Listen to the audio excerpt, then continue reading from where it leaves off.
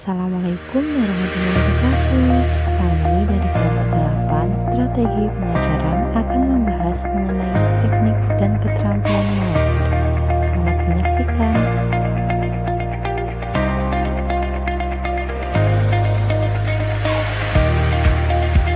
Teknik dan keterampilan mengajar. Yang pertama, pengertian teknik. Teknik pembelajaran merupakan cara guru menyampaikan bahan ajar yang telah disusun dalam metode berdasarkan pendekatan yang dianut.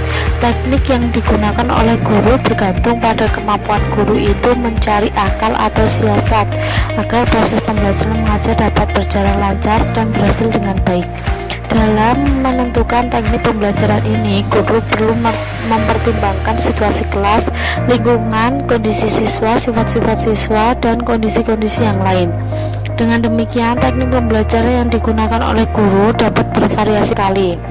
Untuk metode yang dapat digunakan, teknik pembelajaran berbeda-beda, bergantung pada berbagai faktor tersebut.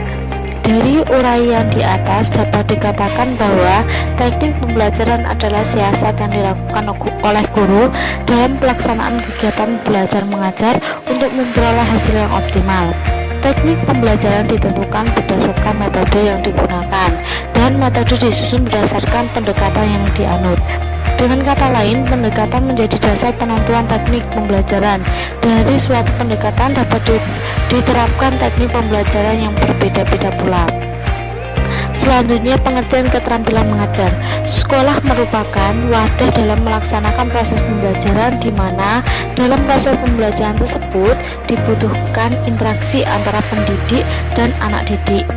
Undang-Undang Republik Indonesia Nomor 14 Tahun 2005 Pasal 1 Ayat 1 menyatakan bahwa guru adalah pendidik profesional dengan tugas utama mendidik, mengajar, membimbing, mengarahkan, melatih, menilai, dan mengevaluasi peserta didik pada pendidikan anak usia dini, jalur pendidikan formal, pendidikan dasar, dan pendidikan menengah.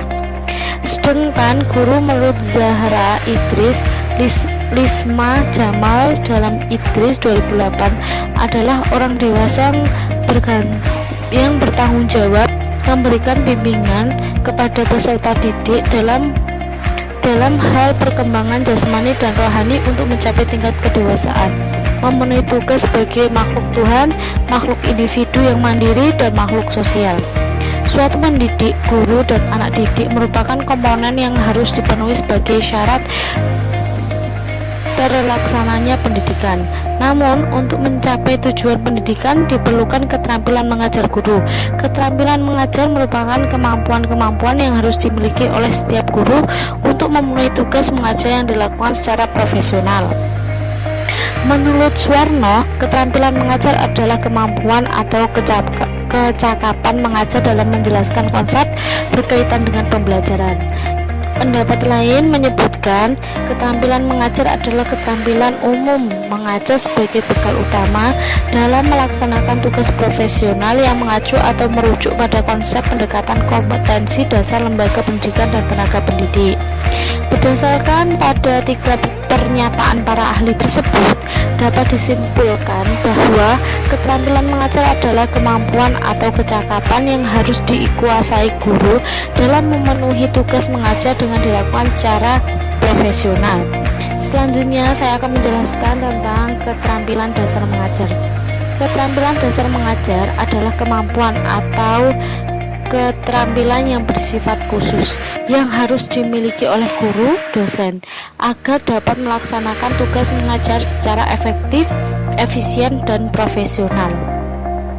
Dengan demikian, keterampilan dasar mengajar berkenaan dengan beberapa keterampilan atau kemampuan yang bersifat mendasar dan harus dikuasai oleh tenaga pengajar dalam pelaksanaan tugas mengajarnya. Persiapan mengajar. Persiapan mengajar merupakan salah satu bagian dari program pengajaran yang memuat satuan bahasa untuk disajikan dalam beberapa kali pertemuan atau tatap muka. Persiapan mengajar dapat digunakan sebagai dasar untuk menyusun rencana pembelajaran dan sekaligus sebagai acuan guru dalam melaksanakan kegiatan pembelajaran agar lebih terarah dan berjalan efisien dan efektif. Komponen-komponen yang harus dipersiapkan guru menurut Sumiati dan Asra. Yang pertama, tujuan pembelajaran. Kemendikbud mengungkapkan bahwa tujuan pembelajaran matematika menekankan pada dimensi pedagogik modern dalam pembelajaran, yaitu menggunakan pendekatan saintifik. Apabila tujuan pembelajaran sudah jelas dan tegas, maka langkah dan kegiatan akan lebih terarah. Tujuan dalam pembelajaran hendaknya disesuaikan dengan ketersediaan waktu, sarana-prasarana, dan kesiapan siswa. Yang kedua, materi pembelajaran. Materi pembelajaran pada dasarnya merupakan isi dari kurikulum, yakni berupa mata pelajaran atau bidang studi dengan topik atau subtopik dan rinciannya. Tanpa materi pembelajaran, proses belajar mengajar tidak akan berjalan. Materi pembelajaran disusun secara sistematis dengan mengikuti prinsip psikologi. Agar materi pembelajaran itu dapat mencerminkan target yang jelas dari perilaku siswa setelah mengalami proses belajar mengajar. Yang ketiga, metode pembelajaran. Depdikbud mengatakan bahwa metode pembelajaran merupakan suatu alat dalam pelaksanaan pendidikan, yakni yang digunakan dalam penyampaian materi tersebut. Dalam memilih metode pembelajaran, terdapat hal-hal yang harus dipertimbangkan dan diperhatikan. Yang pertama, tujuan yang ingin dicapai dalam pembelajaran. Yang kedua, kemampuan dan latar belakang siswa. Yang ketiga, kemampuan dan latar belakang guru. Yang keempat, keadaan proses belajar yang berlangsung. Yang kelima, alat-alat atau sarana yang tersedia. Ketepatan penggunaan metode pembelajaran oleh guru memungkinkan siswa untuk mencapai tujuan belajar baik dari segi kognitif, afektif, maupun psikomotor. Yang keempat, media pembelajaran. Media pembelajaran sebagai alat bantu mengajar untuk menyampaikan materi agar pesan lebih mudah diterima dan menjadikan siswa lebih termotivasi dan aktif. Kemp dan Dayton mengemukakan manfaat penggunaan media dalam pembelajaran adalah 1. Penyampaian materi dapat diseragamkan. 2. Proses pembelajaran menjadi lebih jelas dan menarik. 3. Proses pembelajaran menjadi lebih interaktif. 4. Efisiensi waktu dan tenaga. 5. Meningkatkan kualitas hasil belajar siswa. 6. Media memungkinkan proses pembelajaran dapat dilakukan di mana saja dan kapan saja. 7. Media dapat menumbuhkan sikap positif siswa terhadap materi dan proses belajar. 8. Mengubah peran guru ke arah yang lebih positif dan produktif. Fungsi media yang dipaparkan di atas dapat disimpulkan bahwa media pembelajaran berfungsi untuk membantu mengatasi hambatan yang terjadi saat pembelajaran di dalam kelas. Yang kelima, evaluasi pembelajaran. Evaluasi pembelajaran adalah kegiatan mengumpulkan data seluas-luasnya, sedalam-dalamnya yang bersangkutan dengan kapabilitas siswa guna mengetahui sebab akibat dan hasil belajar siswa yang dapat mendorong dan mengembangkan kemampuan belajar. Yang keenam, siswa. Siswa merupakan salah satu komponen inti dari pembelajaran, karena inti dari proses pembelajaran adalah kegiatan belajar siswa dalam mencapai suatu tujuan. Maka siswa harus memiliki disiplin belajar yang tinggi. Yang ketujuh, guru. Guru merupakan komponen yang penting dalam pembelajaran. Guru bertugas untuk menciptakan situasi kelas yang memungkinkan terjadinya pembelajaran yang efektif. Yang kedelapan, lingkungan tempat belajar. Lingkungan tempat belajar adalah segala situasi yang ada di sekitar siswa saat proses pembelajaran. Bagaimanapun juga, sekolah akan nyaman jika kondisi sekolahnya aman dan kondusif. Selanjutnya yaitu tahap-tahap mengajar di dalam kelas. Tahap-tahap aplikasi mengajar guru di dalam kelas Berdasarkan pada teori konstruktivisme ada 4 tahapan, yaitu yang pertama, tahap apersepsi. Pada tahap ini, guru hendaknya mampu mendorong siswa untuk mengungkapkan pengetahuan awal tentang konsep yang akan dibahas.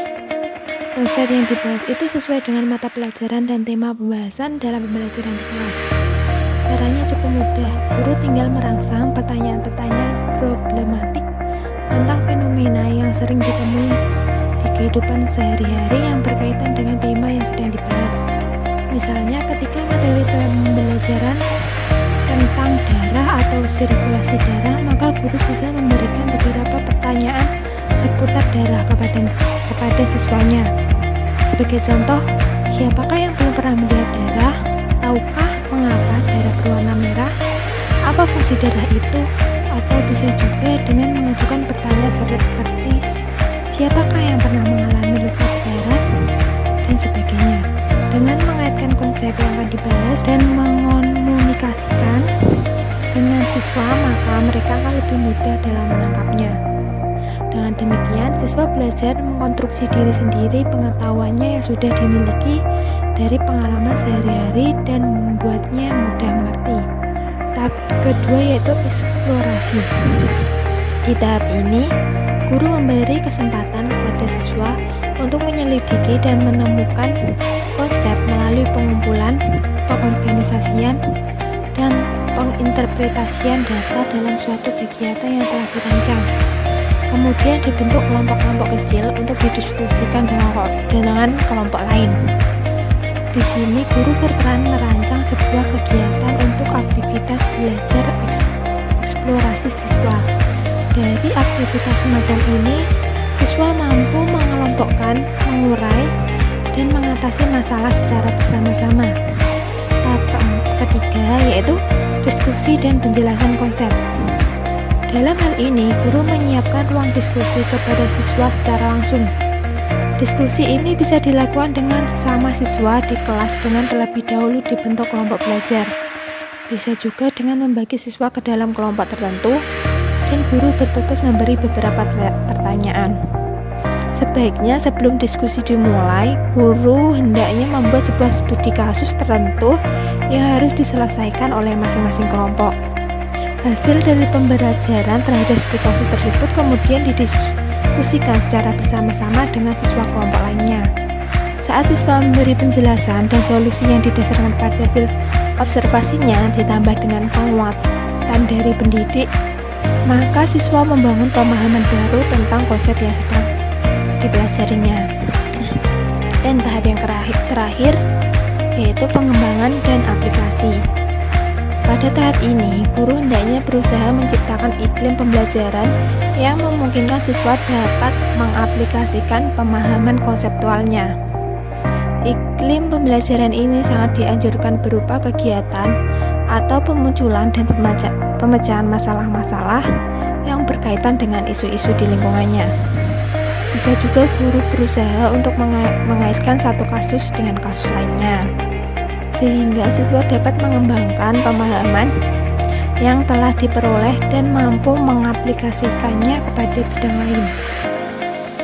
Jika siswa pandai dalam mengembangkan sebuah materi pembelajaran yang telah diperoleh dan mengaplikasikannya, maka pemahaman tersebut akan semakin kuat tertanam di benak para siswa.